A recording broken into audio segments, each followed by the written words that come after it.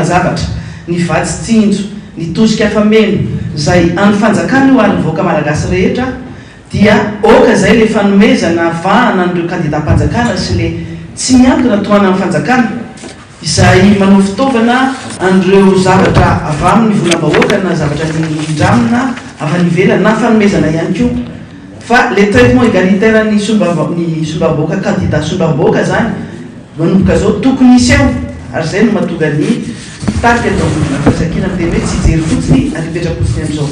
Efa nyteneninay fa mirotsaka izahay ireo dia ambaninay tona fa anana légitimité hicontester na nialatra na niosoka sy ny fioaram-pefy zay ataon'ny candidat-panjakana sy ny olona miaraka azy amin'izay dia manoloana zany izahay zany mbola tsy basy ty kara fiteneniny ity fa tena efa tenenina hoe efa sangy mihoatra ny loha dia andray fepetra mihoatra an'izay zay. Ho an'ny distrika Analalava kosa dia anadahany candidat-panjakana iray notendrena ho lehibe ny CENI eo anivon'ny distrika. Ary zavatra tena saripady indrindra dia ny fanana sefside mpikirakira mivoaka mpifidianana ao Analalava dia anadahany candidat anankiray, candidat-panjakana izy io. Zay zavatra zay dia anaovanay Antsoavy ho an'ny tompona anahitra mba ahodina mba tsy ny fitanilana mba hampadio hampangarahara ny voka-pifidianana. Eo ny Sesisco ihany koa manao raha-mataholo hatramin'ny mpampianatra frama zay fantatra fa miresaka amin'ny candidat hafa ankoatra ny candidat-panjakana dia affectena fa efana avaiza lalàna inona no ahafahan'ny lehibe Sesisco mamindra manakisaka ny mpampianatra frama amin'ny toerana iasana. Zay zavatra zay dia santionany fotsiny amin'ny tsy fanarahan-dalàna ko dia miantso manao Antsoavo amin'ny tompona raikitra rehetra isantsokajiny mba handray raikitra tanifin'izany. Malona izany dia miatso ny vahoaka tsy anaiky adalay ny volomboasary intsony i Alban Rakotoarisoa avy amin'ny antoko politika madio.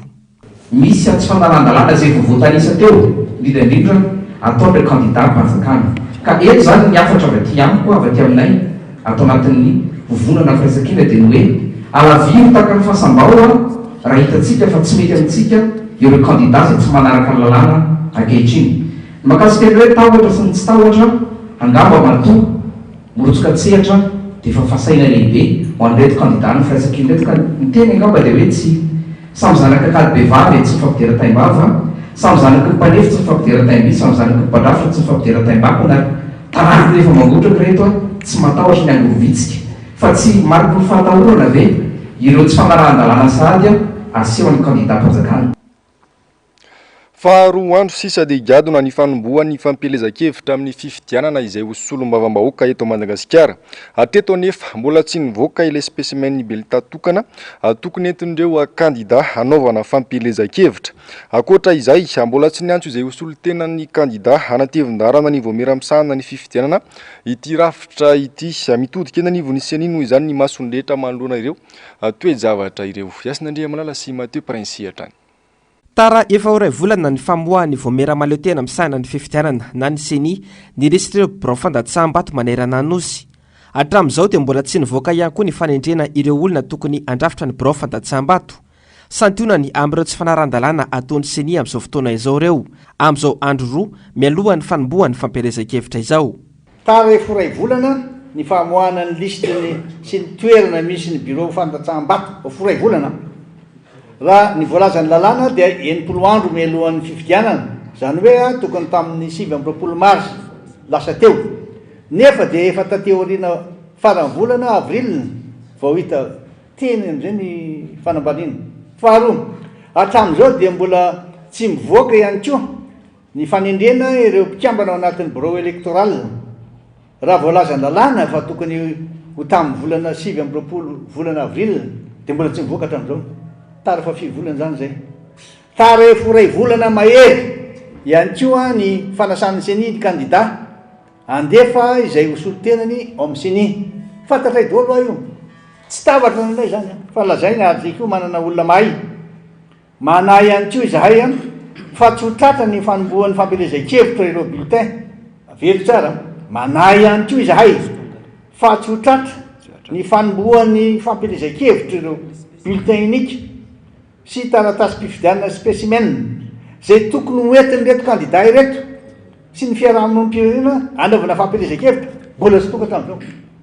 Ankoatra izay dia mbola tsy navoaka ny seny ihany koa ny daty anaovana ny ankitsapaka ny filaharan'ireo kandida manana anjara ao amin'ny haino amanjerim-panjakana araka ny voafaritra lalàna 7 tsipika aotraotra 7 ao amin'ny 2 fa mahagaga tanteraka ny fahanginan'ny voamera-pirenena amsahana ny fifidianana sy ny fitsarana avo momba ny lalam-panorenana manoloana ireny endrika tsy fanarahan-dalana misy ireny hoy avy amin'ny antoko sagasy androany izay namafy ny mety isian'ny korotana eto amin'ny firenena raha toka mbola miziriziry amin'ny tsy fandraisana ndraikitra ireo atom-pahefana ho ny fanazavana zero menomenjanary sy tahiriny aina lehibe pokotany esorona amin'ny toerany rehefa tsy manaraka ny tian'ireo kandida-mpanjakana atao amin'ny fampandaniana azy ny mpampianatra terena tsy maintsy anohana sy ampandany kandida-mpanjakana mpiasa-mpanjakana maro no rahonana amin'ny famindran-toerana rehefa tsy manohana ny kandida-mpanjakana sy ny maro hafa tsy voatanisa mangina nefa ny senisy ny fitsarana avo momba lalam-pandrenana manoloana izany etsy ankilany mampanay ny maro indrindra fa ireo mpanaraka ny raharam-pirenena ny zavamisy ka mety hiteraka korontana eto amin'ny firenena efa tsapa mantsohy ny antoko zagasy fa iroso amin'ny paika tsy mazava ny kandida ny mpitondra satria ireo tsy fanaran-dalana efa niseho tamin'ny fampelezan-kevitra mialohan'ny fotoana dia ahina iamafy mandrindra ny fampelezan-kevitra izay isokatra manomboka ny alarobia fa 9 volana Mey izao. Za manokana aloha zany efa tsy gaga zany amin'ny fanao io satria tamin'ny fotoan'andronay ny latsaka dia tena zavatra ohatran'izany fampiasana fitaovam-panjakana fampiasana olom-panjakana iaratsika mahita koa moa zany fa hoe misy koa ny kandida mitondra gouverneur mitondra mpiasa ambony manao pré-campagne miaraka aminy dia izao hoe raha araka ny lalàna tsy mampadio fifidianana reny zavatra reny tokony hoe jerena akaiky ny ACC moa nampanantena hoe raha misy ny tsy fanarahan-dalàna dia ho sarotiny dia hoe manaitra ny ACC koa zany zay zagasy hoe jereo ihany aloha avereno amin'ny tokony ho izy na mandraisa fepetra araka ny teneninareo hoe andray fepetra entsitra amin'ny resaka fifidiana solombavam-bahoaka aty ary tsy sangy amin'izay kandida mandika lalàna dia izy hoe mitovy ny olona rehetra eo ambany lalàna dia tokony hoe samy ho jerena akaiky satria ny fitsarana misahana nyty resaka fifidianana aty dia ny ACC izy koa fa nametraka hoe tsy sangy fandraindraikitra amin'izay kandida tsy manara-dalàna dia tsy tsika angamba anao mpianatra hoe inona ny tsy fanaran-dalàna fa betsaka ny hita dia tokony anao raha fa tsy anasa azy dia mbo manao rappel à l'ordre aloha hoe misy tsy fanaran-dalàna dia miverena aloha dia mbola tsy manomboka ny fampelezan-kevitra satria reny zavatra atao anatin'ny pré-campagne zao mbola mafimafiny ireny ny zavatra ho atao satria teo lany. Nanana kandida natolotra ny antoko zagasy nandritra ny fifidianana solombavam-bahoaka faranteo saingy amin'ny tindray mitoraka ity dia nisafidy ny anohana ny kandida atolotry ny firaisan-kina ao amin'ny boriboritany faharoa mazava ny antony satria izay no azo ny antoko antoka amin'ny fanavotana ny vahoaka malagasy ao anatin'izao olana mianjady amin'ny firenena izao satria ny anay dia le olona mihitsy no jerenay le olona hotoanana raha ny mahakasika ny boriboritany faharoa manokana dia hita le satria ny tena ao anatin'ny fanoherana dia mazava ho azy fa kandida anankitelo ihany ny eto boriboritany faharoa ny ray kandida ao anatin'ny manohana ny fitonam-panjakana ny ray amin'ny fanoherana ny ray mahaleotena le mahaleotena tsy hoe olana le izy fa aleo le fototra ty mihitsy le firaisan-kina ny toanana satria mila matanjaka amin'ny firaisan-kina mila matanjaka ny fanoherana mba hafahana manarina n'le firenena dia zay nahatonga anay nanolo-tanana n'le olona fantatray dia ny kandida Rastany sy Williamson fantatray ty boriboritany faharoa fa afaka ifanometanana amin'izany ataontsika hoe zavatra tiany fanoherana ho apetraka eto amin'ny firenena izany. Manao antsoavo amin'ireo tompon'andraikitra voakasika noho izany ity antoko politika ity mba handray fepetra sy andraikitra manoloana ireo tsy fanaran-dalàna maro izay mitranga mialoha sy mandritra ny fifidianana isoroana mety ikorontana eto amin'ny firenena. Manodidina izay vaovao izay hatrany anatsika ny kamefiko ny hoe fanabeazana olom-pirenena nandritra ny fanarahamaso ny fampelezan-kevitra melohan'ny fotoana nataony ireo karazana fandikan-dalàna misa enina hatranga izay matetika miverina raha ity tatitra ity. Nasongadin'izy ireo voalohany ny fampiasan'ny kandida fitaovam-panjakana na fahefa-panjakana na faniritirena ampiasam-panjakana ny tsy fanendrena mpitambola ho amin'ny fampelezan-kevitra ny fanoloana se fokontany tsy manaraka ny voalazan'ny lalàna manan-kery. Tsikaritra ihany koa ho ny KMF ny hoe ny fisian'ireo amametaka sady ny peta-drindrina na ny afisha mialohan'ny fanombohan'ny fampelezan-kevitra izay anomboka ny alarobia izao sy ny fanitarana ny fisoratana anarana anaty lisam-pifidianana mihoatra ny fetra voalazan'ny lalàna ary ny fametahana laharan'ny kandida amin'ny fahitalavitra ny Facebook ary ireo fitaovana elektronika rehetra. Nanipika ny KMF ny hoe ny tokony hitandremana ny olom-pirenena rehetra amin'ny platsaka hofidiana ka ahifidy izay olona mendrika hisolo vavazy. Jereo tsara ny olona omena ny safidinao raha mbola tsy nahazo fahefana aza ny kandida iray dia efa tsy mahay manaja lalàna sahady tandremo ary fampiraitsokombakomba amin'ny famotehana firenena ianao izay mbola hifidy kandida mpandika lalàna ho ihany ny KMF ny hoe fanabeazana olom-pirenena. Fa tsy midika tahotra ny filazana mialoha ireo tsy mety ataon'ny mpitondra sy ireo kandida ny volomboasary ho ny filoam-piara-mitantana ny firaisan-kina Marc Ravalomanana androany. Tanjona ny amin'ny antso nataon'izy ireo androany mba andraisan'ny rehetra fepetra manoloana ny fanitsakitsahan-dalàna izay hita mibaribary ho kosa irivo Rakotovao Front National ny antoko ASVM. Asin'Andria Malala sy Mathieu Prince. Tsy emtra ny vovonana firaisan-kina na dia ho aza ny raha matahora ny karazana fanodikodinana ny safidim-bahoaka. Laza fa tsy petrapotsiny malona ny tsy fanaran-dalàna ataon'ny mpitondra sy ny kandidany ihany koa ny firaisan-kina. Tsy midika tahotra akory ny famakiam-pantsilana ireo tsy fanaran-dalàna ataon'ny mpitondra sy ny kandidany ary ny seny ireo. Filaminana aorian'ny fifidianana no katsahany vovonana ary tanjona ihany koa ny ananany malagasy solombavam-bahoaka mendrika sy tena vokatra ny safidim-bahoaka marina.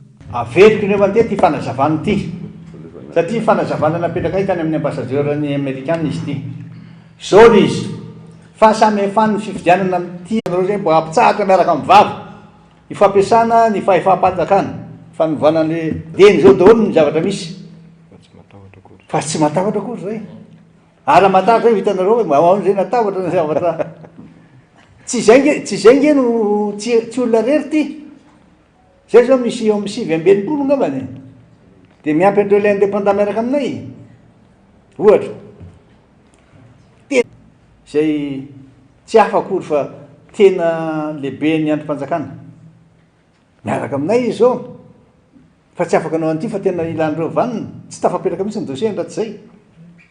Ohatra ho ihany koa misy an'ireo dokotera reo mpitsara administrateur civil dia zay nanaovana iantso itsonay nareo hoe anazavanay koa ny zavatra fantatray ilazany aminareo ny zavatra fantatra zay anara-dalàna ary zay voalazo anatin'ny lekabary teo hoe zay dia efa mety horomarika ny reto kandida atolotry ny firaisan-kina reto mba tena anara-dalàna sy ifanaja mba izoloran'ny fampelezan-kevitra ao anatin'ny filaminana sy ny fanarahan-dalàna. Ny famerenana ny mahatantan-dalàna indray any Madagasikara ny fanamby ka izany no antony anaova ny vovonana firaisan-kina izao antso ho an'ny tompon'andraikitra rehetra sy ny vahoaka malagasy androany izao afa tsy midika ho tahotra akory ho ny Front National ny antoko HVM Rivo Rakotovao. Falemenareo ve ny tenenanareo andreo tsy mety tsy atompoko tianana ny tsara isika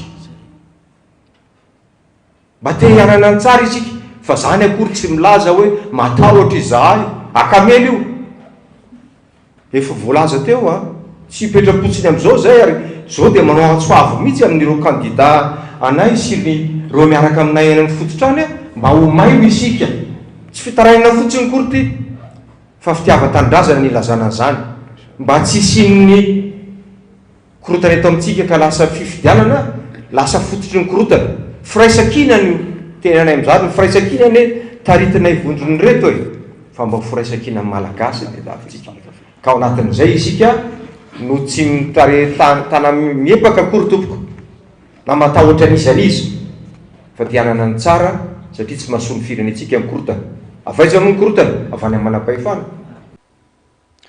Noesoriny fanjakana avokoa ireo se fokotany misa 4 eo anivony boriboritany fa 4 raha ny vavao dia noho ny tsy fiandanina izy ireo amin'ny kandida-mpanjakana amin'izao fifidianana ho solom-bavam-bahoaka izao no antony nisorana azy ireo tsy azo ekena intsony ny zava-misy ho izy ireo raha nanao fanambarana tamin'ity androany ity.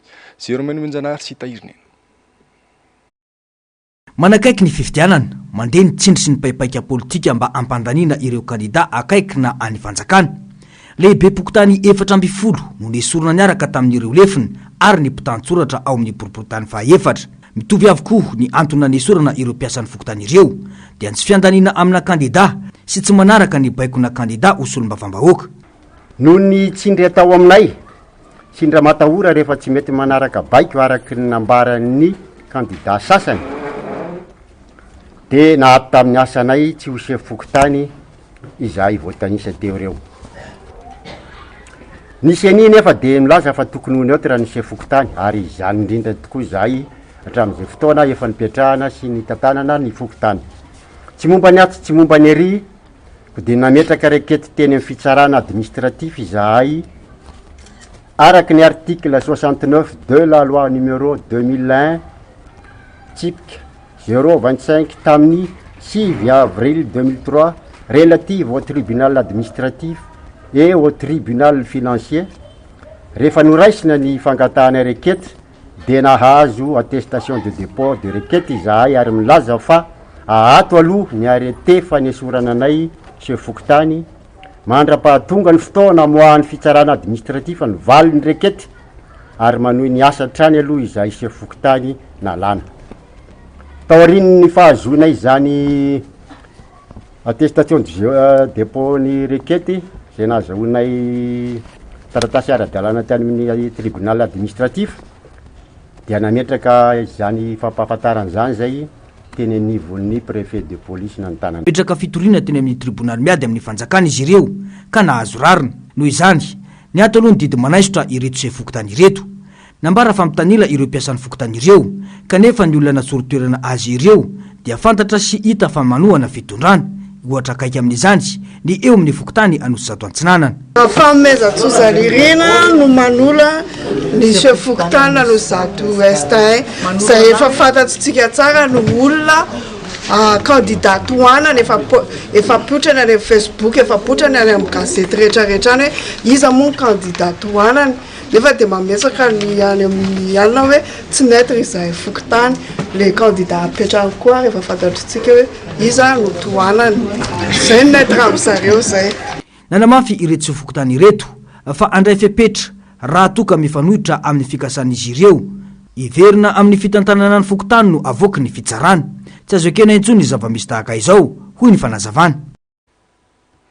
Anjantsika hatreo ny vaovao mahakasika ny fifidianana fa ivadika lafim-baovao hafa isika manomboka eto. Anomboka rahampitso ny fivoriana ara-potoana voalohany hatrehan'ireo solomam-bahoaka sy ny loholona. Aladinika andrasana amin'izany no sady antom-pivoriana ny fanitsina ny teti-bolam-panjakana 420. Miankina amin'izay ho fanapa-kevitra ireo solomam-bahoaka maro anisa rahampitso kosa ny mety toy ny tety andro. Pivoriana ho ny filohan'ny antenimieram-pirenena mpisolotoerana Jean-Jacques Rabenirina raha nitafa tamin'ny Asin'Andriamalala sy Matthieu Prince. Aorian'ny fivoriam-ben'ireo solombavam-bahoaka tanterana rapitso aorian'ny fivorian'ny Bromaritra no fantatra ny tety androm-pivoriana atrehan'ireo solombavam-bahoaka hoy ny filohan'ny antenimieram-pirenena mpisolotoerana Jean-Jacques Rabenirina. Isokatra rahampitso maty sy ny fivorian'ny antenimera rotonta ka anisan'ny lahadinika goavana amin'izany ny fandaniana ny lalàna amin'ny fiaintetebolam-panjakana na sy pantsina ho antytoana 420 ity. Voalazan'ny lalam-panorenana alohan'ny ivorian'ny anteny talata voalohany amin'ny volana May zay 7 May zany rahampitso zany no anomboany.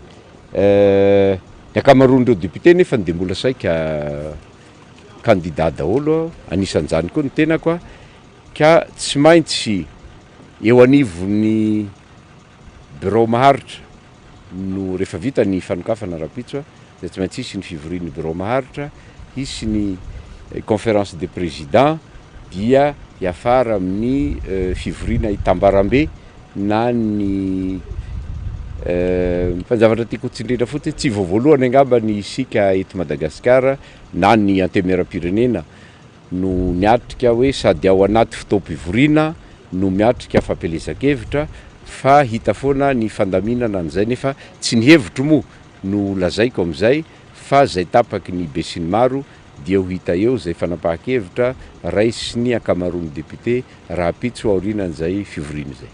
atreto tsy misy volavolan-dalàna na tolo-dalàna tonga vaovao eny anivony anteny miara-pirenena fa ireo varamangatsika teo aloha ihany aloha no odiniana atreto hoy hatrany Jean-Jacques Rabenirina. Atreto aloha mbola tsisy na ny avy ety aminay na ny avy any amin'ny fahefana mpanatanteraka de ny gouvernemanta zany fa ny zavatra misy zany de ireo varamangatsika zay efa tsy vita na tolo-dalàna na volavolan-dalàna zay efa tokony hondiniana tamin'ny fitaom-pivoriana lasa teo nefa mbola ao ireo zany no misy eo am-pelantananay amin'izao fotoana zao. Aina kototo araka izany ny fandiniana ndesotsony mavambahoaka ny teti-bola-panjakana na sy pantsina ho antytona ity satria anao fampielezan-kevitra ny moranisa amin'izy ireo anomboka amin'ny alarbi eo ihany koa nefa ny fandiniana ny tilalàna iankina ny aim-bahoaka ity. Fa metraka fitorinan'ny fitondram-panjakana malagasy any amin'ny firenendehibe ifanirisoherinay fa manoloana ny fivoahana tsokosoko tsy mazava ny harem-pirenena malagasy any ivelany. Mila mametra pelana ihany koa izy ireo tompon'andraikitra rehetra voakasika tsy mahafeny asany. Amiantso ny malagasy rehetra eo anatrehany zava-misy ny tena no saro-piaro sy andray andraikitra manoloana ny fanapotehana ny firenena. Andomeratina sy mbola avatsara. Niteraka resabe sy faneho-kevitra mato tao anatin'ny andro maromaro zao ny makasika ny natongavan'ireo biby tsy fahita afa-tsy eto Madagasikara arahina ho lanotamingana tany Thaïlande. Tany amina selana mpiara-manidina notra teako ireto biby ireto. Midika izany ho ifanirisoa erinaivo fa fiara-manidina no taterana ireo biby ireo. Mampametra-panotanena nefa azon-dalana ny fitaterana ireo tompon'andraikitra ombadika ity raharaha ity. Nanondro tompon'andraikitra amin'izao tranga izao ny ministry ny tontolo iainana sy ireo tompon'andraikitra ny fahatsiranana moa ifanirisoa erinaivo. Aim-pirenena no resaka. Mila mametra-pelana ireo tsy mahomby sy tsy mahafeny asany hoy ny fanazavana. Grobaka tanteraka ny ao Madagasikara de rehefa tratra avy any izy vao mody hoe mangataka izahay ny famerenana andreo ary manao fanadihadiny izahay mikasika ny olona izay lehibe mety ho tompon'antoka. Ianao andre matoa ministry ny environnement no tompon'antoka voalohany. Ka raha ohatra ka ao anatin'ny herinandro ianao tsy mahita valiny, iza namoaka andreo de ianao tokony mametra pelana pour incompétence. Ianao andre matoa DG ny douane sy ny ministra izay miahy ny douane izay tokony manao tena hoe izay ainareo tsy ho zavatra iarovana ny sistany rehetra eto Madagasikara, tsy idiran'ny rongony, tsy voany espèce endémique, tsy voany harem-pirenena, rehefa tsy vitanareo izay dia incompétence ny dikan'izany, tsy mahefa amin'ny asanareo nareo de miala ny anarany. Tsy petra-potsiny amin'izao ny tena ndrano mafisy ny fanao fanadihadina anaraka akaiky ity raharaha ity ary hitondra izany ao anivon'ny fitsarana iraisam-pirenena. Satria metraka plainte koa izahay ny fitoriana ny eta malagasy ny fivoahandreo harem-pirenena sy zavaboary pirenena izay tsy misy afa-tsy ao Madagasikara ireo mivoaka antsokosoko. Asanareo ny miambina ny sistany rehetra era Madagasikara io fa rehefa tsy hainareo ny asanareo de toute manière le asanareo efa tsy hainareo mihitsy de mametra pialana. De toute manière nareo efa mpisandoka fahefana tsy zavatra hainareo afa-tsy ny manao fanondranana bois de rose nanomboka tamin'ny 2009 ka hatramin'izao tsika miteny zao manondrana foana, manondrana izay asa ondrana rehetrarehetra ny hainareo. Tsy mahay mamorona asa, tsy mahay mamorona orinasa, tsy mahay mampiodina ny ekonomia fa manondrana de mivarotra ambongadiny ny harem-pirenena ny hainareo. Mila mahatonga saina ny vahoaka malagasy ny zava-misy ary sary-piaro amin'ny fananany hitera-toza ho any hoavy ny malagasy izao fivoahana harem-pirenena antsokosoko izao. Marina fa mety tsy hiditra ao anatin'ny kapoakanareo androany ny fanarahana maso akaiky ny harem-pirenena izay mivoaka fa fataro fa ireo harem-pirenena izay mivoaka ireo arena tokony mivadika vola hiditra ao amin'ny ekonomia ary ampitombo ny vary ao anaty kapoakanareo. Averiko ihany, raha tsy mivoaka tsokosoko ohatran'io ny harem-pirenena malagasy de tokony miteraka arena ao Madagasikara satria ahafahana mampivoatra ny fizahatany, mampivoatra ny firoborobon'ny fizahatany sy ny fiarovana ny zavaboary ao a Madagasikara izany kanefa avoaka tsokosoko de farantsika tsisy tsony de aveo voatery mihinana vary lo efa nidorana tamin'ny petrôle. Tsy aivina fa sokatra miisa 770 sy vary kavalo amby 700 avy ety Madagasikara sarona tany Thaïlande ny iray meteo. Olona enina no voarohirohika voatazona amponjavonjy maika any Thaïlande raha ny vaovao. Metoy eto an-toerana koa ny fanadihadiana sy fisamborana ireo malagasy piraitsikombakomba amin'ny ity raha ity raha ny fanazavana. Ho an'ny Madagasikara dia olona efatra no efa voasambotra amin'ny fahatsiranana. Misa 770 ny trangana fanondranana tsy ara-dalàna tratra tamin'ity taona 2024 ity. Raha ny taremarika navoaka ny ministera ny tontolo iainana sy ny fandrosoana lovainjafy. 703 ny sokatra tratra ary gidro misa 4 miampolona 700 no samborina hatramin'ny fiandohan'ny taona. Mandidina izay vaovao izay hatrany azo antoka ho ny filohan'ny antoko politika Zagasy fa fantatry ny fanjakana ireo tena tomponantoka tamin'ny fanondranana ireo harem-pirenena misy eto amintsika. Tany misy lalàna i Madagasikara ka tokony ampiarina amin'ny rehetra ny fampanajana izany ho hiatrany ny fanazavany. No mafisiny ihany koa nandritra ny fifampiresahana nataony tamin'ny mpanao gazety fa mampiariary ny magaboraraka ny sistantsika ny zava-misy toy ireny. Zeromeno Menjanary sy Tahirina. Varika misa 770 ahitana le murien kata sy le murien hafa ihany koa. Sokatra radiata 770 sy arivo avy aty Madagasikara no tratra tany Thaïlande ny faraparany herinandro lasa teo. Olona enina no efa voasambotry ny manampahefana any an-toerana mahakasika ity raharaha ity. Atreto tsy mbola nandrenesana olona voasambotra kosa ny teto amintsika mahakasika ny fanondranana antsokosoko ireo biby arovana eto amintsika. Efa mandeha toy ny mahazatra ny fanadihadiana raha ny vaovao. Nilaza ihany koa ny ministera sy ireo tompon'andraikitra izantsokajana fa mety tany amin'ireo faritra tsy misy piasa na zone non occupé no namoahana ireo biby anarivon'ireo. Izao zava-misy izao dia endrika mampiseho fa baranay ny sisy tany ny Madagasikara. Tsy zavatra finosina na azo afenina any anaty valizy ny varika koa nahoana no tsy hitany teo anivon'ny ladoandy. Azy inona tanteraka fa fantatry ny fanjakana ny mpanondrana ireo biby ireo hoy Jean Ratierson avy amin'ny antoko politika Zagasy. Ireny biby reny tsy azo atao anaty poketra. Ireny biby reny tsy maintsy atao anatina toerana manara-penitra, zany hoe grillage tena hoe en sécurité tsara.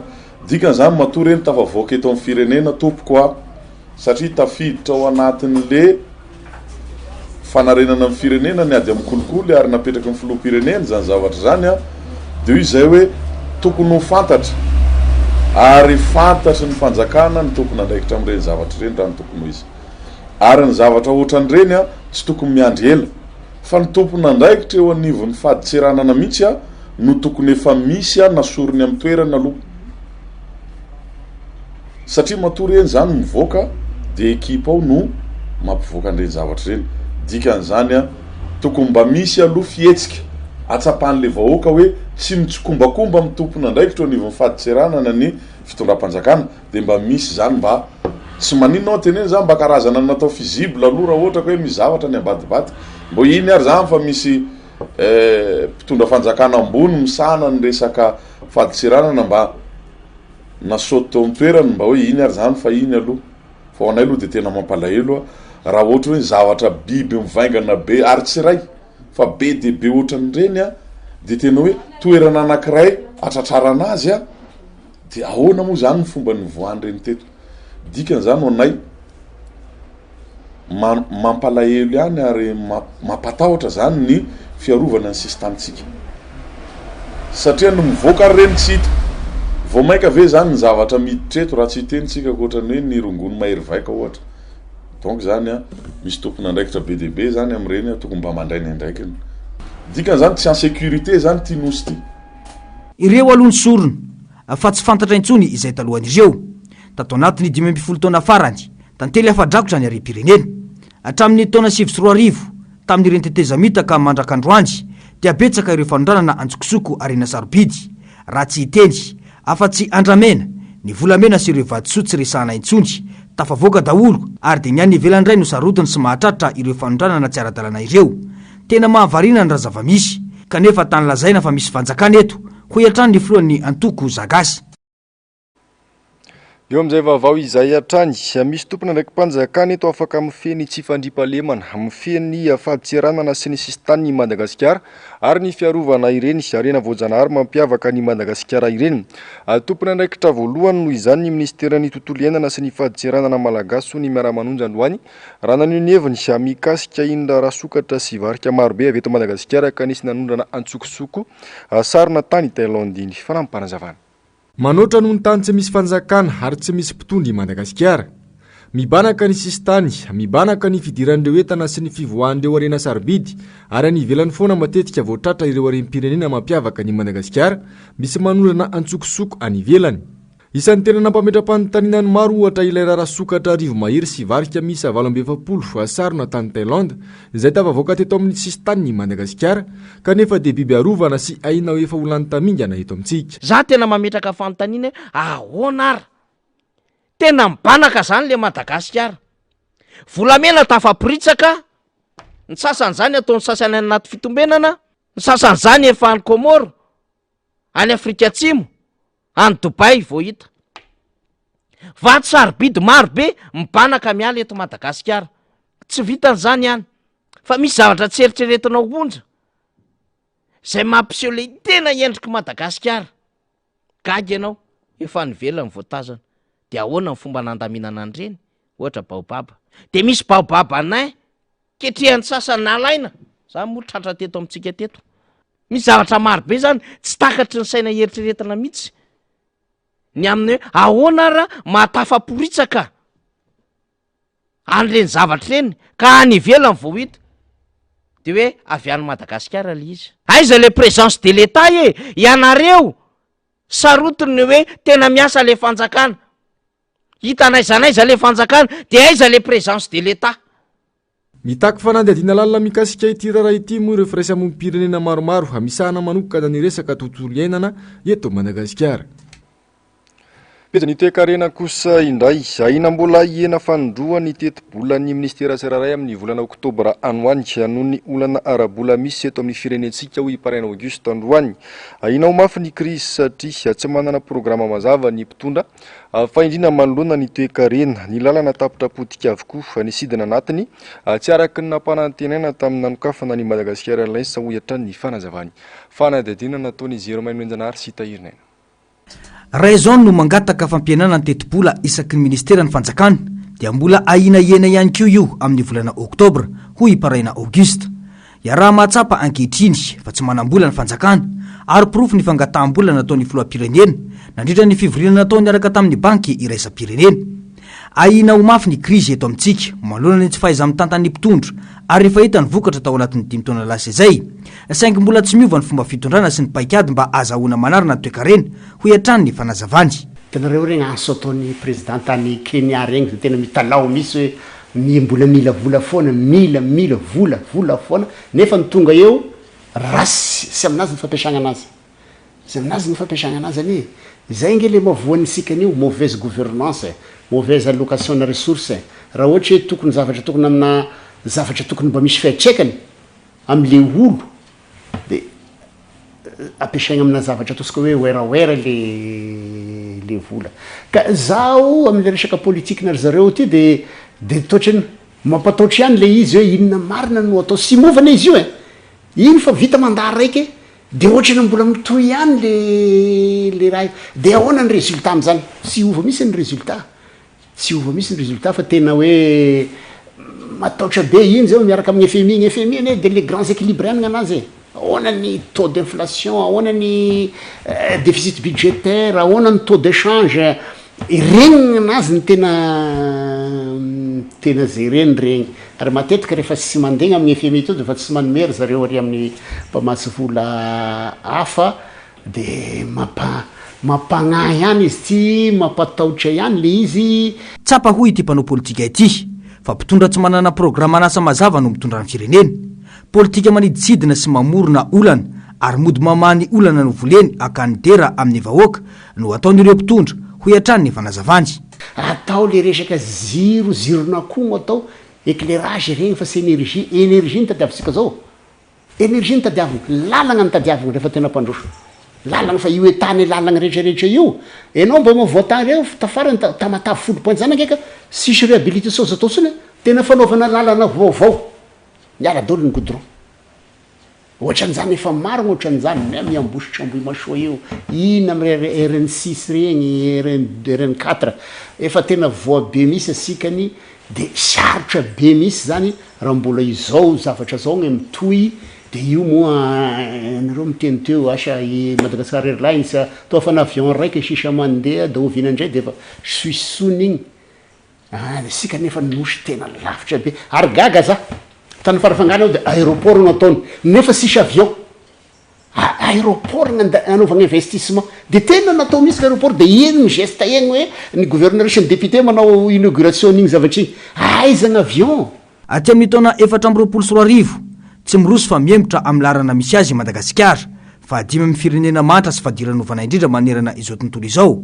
kanefa isan'ny firenena manana otrokarena indrindra maneran-tany raha ny tranokala mampiseho izany aza dia atao maneso fa manan-karena i Madagasikara saingy miady mafy ilay firenena sy ny vahoaka ao aminy mba hialana amin'ny fahantrana noho ny fandrobana sy ny tsy fahaiza mitantana ny olana ara-politika sy ny toe-karena mitarazoka iverenantsika vetivety ny pejin'ny politika sy ny fifidianana ampolo maro ireo mpikambana mandrafitra ny fikambanany olom-boafidy eo amin'ny distrika Navaradrano ahitana sokajo maro avy amin'ny antoko politika samihafa ihany koa nampiray ny tady tokanga izy ireo hakanan'io fahavononana amin'ny fanohanana ireo kandida ny firaisankina ao Avaradrano Yasinandria Malala sy Mateo Prince kandida tokana no atotry ny antokotika Madagasikara ao anatin'ny vovonana firaisankina ao amin'ny distrika Navaradrano dia hiavitra Andriamosa vonina anohana azy ny fikambanan'ireo olom-boafidy ao Avaradrano izay vondronan'ireo mpanolotsain'ny tanàna sy ny olom-boafidy hafa lany tamin'ny anaran'ny antoko maro samihafa ao anatin'ity distrika ity noho ny fitiavana manokana any Avaradrano no antony nandraisana izao fanapahan-kevitra izao manoloana izany ampitandrina senisy ny HCC ary ireo tompon'andraikitra maro isantsokajiny manoloana ireo papaika mety andinana safidim-bahoaka ny fikambanan'ireto olom-boafidy ao Avaradrano ireto rehefa natsapa izahay fa mila fitiavana sy faharesen-dahatra lalina ny fampandrosoana ny distrika Navaradrano amin'ny alalan'ny fahaizany tondra-teny manoloana ny etaetam-bahoaka indrindra ny fanolorana sy ny fanaovana ny lalàna ho tombotsoan'ny vahoaka dia ny kaondoha ka nanapa-kevitra izahay fikambanan'ny olom-boafidy avy amin'ny antoko tiako Madagasikara sy ireo antoko hafa ary ireo tsy miankina miaradia fahanoana tsy misy fepetra ireo kandidana tolotry ny firaisankina Avaradrano talian'Andriamatoa Andriamosa Havitraina sy Andriantsojimy laharana fahatelo ao amin'ny bilita-tokana maro ny azo fa ny farony mamy maro ny vorona fa ny ray lovo ny mangafeo ary maro be ny tanàna no isolo vavany vahoaka ankehitriny fa hiavitra sy jimy irery any no alavitra Navaradrano koa manentana anareo rehetra te ampivoatra eto anivon'ny distrika Navaradrano mba hiary isalahy anohana azy ireo miaraka aminay ho tombotsoa Navaradrano ary aoka ianareo seny mpikarakara fifidianana sy anareo HCC mba tsy hanao mizana-tsindrinila sy fitsarany tanila fa hanatanteraka ny asanareo amin'ny kitsipo sy amin'ny fahamarinana taorian'ny fanambarana dia fanoroso tamin'ny dinidinka entina hiatrehana ny fampelezan-kevitra sy ny paikady ho fiarovana ny vaton'ny mpifidy ny fikambanana ny arahany tamin'ny kandida Jimira Andriantsoa lisitra faharoa ny avitra Andriamosa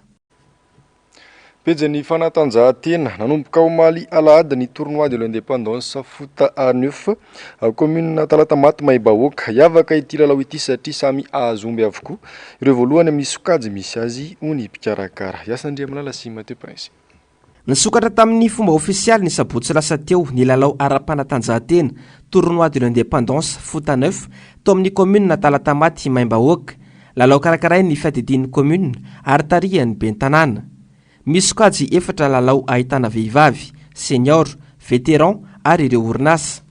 Maro ireo nandray anjara tamin'ity andiana ity, hiavaka ihany koa ny loka ho zaraina satria dia samy ahazo omby avokoa ireo voalohany amin'ny sokajy 4 ireo. Ahazo ondry kosa ireo faharoa ary ahazo gisa ireo fahatelo ary hotolorana maillot sy baolina ireo 4. Anatin'ny kolotsaina ny commune Kalamata eny misolo tena kely fotsiny amin'ny président conseiller ny mpanolotsaina izay mbola tsy tonga izy aloha atseto nefa fotoana efa tongotra metraka kely fotsiny angamba amin'izao fandaharam-potoana famitsanana ara-panatanjahantelo zao dia misy tokoa ny fikarakarany ny exécutif zany dia raha zao koa nefa nitateraka satria misy fandaniana ara-bola dia izay fandaniana ara-bola zay zany araka fikarakarany exécutif dia tsy maintsy miakatra any aminay mpanolotsaina zany devise zany dia zay mihitsy zany ny lalàna ka zavatra ohatran'izao moa mba hoe tombotro an'ny rehetrarehetra fialam-bolin'ny drindradrindra ny tanora angamba tsy dia hoe vato misakana ho anay zany fa dia faly mihitsy ary zay nateraka izao etsika ara-panatanjahantelo. Ny 13 ny volana Jona moa no anatanterahana lala famaranana ary ny 15 Jona andro anatanterahany commune ny Mahatsolehibe no anolorana ireo loka. Tafiditra ao anatin'ny fankalazana ny andro ny niverena ny fahaleovan-tena ity fifananana ara-panatanjahantena ity.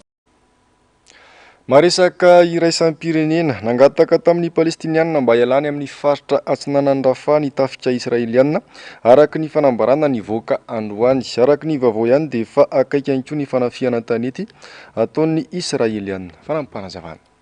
Omalela ady miaramila israeliana telo no maty ary 12 naratra ny balafomangana lefany amasy avany Rafa araka ny filazan'ny tafika israeliana. Nangataka ireo sivily mba hialao ka andeha hiazo any Al-Mouassi, faritra iray azo antoka akaiky morontsiraky ny tafika israeliana. Nanambaratra ny tafika fa nanamparitaka ny fanampiana tao amin'ny faritra io toy ny hôpitaly eny Ankanja sy ny trano lay ary ny sakafo sy ny rano izy ireo. Nisy ny fifampiresahana momba ny mety ho fampitsarana ny ady mialohan'ny fanafiana tanety izay nampanantenan'ny Israely nandritra ny volana maro. Saingy mialoha izany dia milaza ny anafoana ireo mpikatroka farany ao Hamas ny tafika israeliana. Tamin'ny alahady teo, nilaza minisitry ny fiarovana israeliana Yoav Gallant fa tsy matotra amin'ny fifanarahana ny Hamas ary mampitandrina ny amin'ny hetsika mahery vaika mety hisy ao Rafa. Nisy ny fanehoan-kevitra taoriana nanafiany Hamas ny sisy tany lehibe indrindra tao Israely ho malala ady ka nahafaty miaramila telo. Ankasitrahana fenona tompoko lasy tompoko vavy aniaraka taminay hatramin'ny farany atony mahazatra dia ny fandarana aona marina sy ny fandarana Global News no arainao avy hatrany aorian'izao fampalalam-baovao izao. Aorian'izay kosa ny horonan-tsara indray miseho fa mitondra ny lohateny hoe Fast X ny tenako manome fotoananao amin'ny raha mipitry indray. Velomarito.